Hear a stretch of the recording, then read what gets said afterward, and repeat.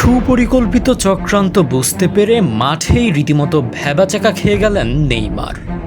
স্বয়ং রেফারি নেইমারকে ইচ্ছে করে মাঠ থেকে বের করে দেওয়ার মধ্য দিয়ে ব্রাজিলের বিশ্বকাপ স্কোয়াড ঘোষণার ঠিক আগের দিনই ফাঁস হল চক্রান্তের ভয়াবহ এক মাস্টার প্ল্যান।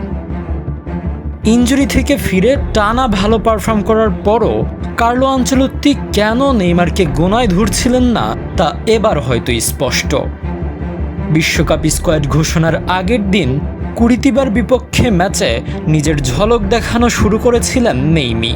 তবে সেটা যেন আর দীর্ঘ না হয় তাই রেফারি কষলেন এক ভয়াবহ ছক।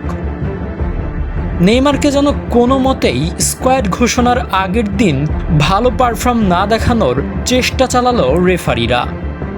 স্কোয়াড ঘোষণার আগের দিন এমন ঘটনাকে রেফারির ভুল বলে চালিয়ে দেওয়ার চেষ্টা চলেছে।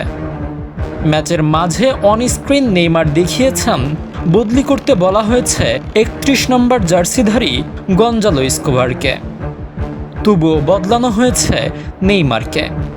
অজুহাত হিসেবে দাঁড় করানো হয়েছে নেইমার স্প্রে ও কাফ মাসলের ব্যথার চিকিৎসা নিতে সাইডলাইনে গিয়েছিলেন। আর সেই সুযোগেই ফোর্থ অফিসিয়াল ব্রুনো মোতোকোরিয়া ভুল করে এসকোবারের বদলে নেইমারের ১০ নম্বর বোর্ড ভাসিয়ে তাকে মাঠ ছাড়া করেন। এই অদ্ভুত সিদ্ধান্তের প্রতিবাদ করে পুনরায় মাঠে ঢুকতে গিয়ে উল্টো রেফারির কাছ থেকে হলুদ কার্ড দেখতে হয় নেইমারকে। আর তাকে ছাড়াই সান্তোস ম্যাচটি হারে ৩-০ গোলের বড় ব্যবধানে।